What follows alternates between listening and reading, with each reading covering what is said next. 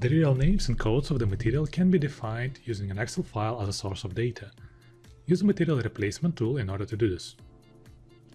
So now the system loads the material groups that is set in your model.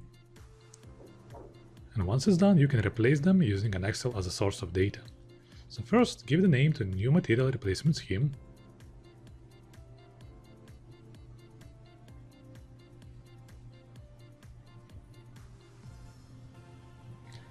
And then click on this sign, use Setup, and choose an Excel file which will be used as a source.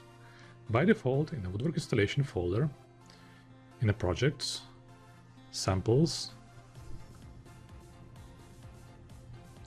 Replacement Data, you can find a file which will be used for a material replacement.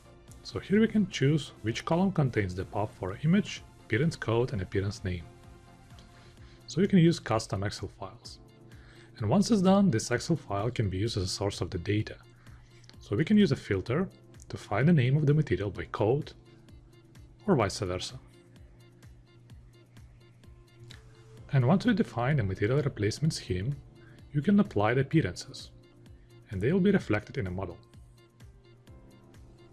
So as you can see, one single model can have multiple material replacement schemes that can be applied on your demand.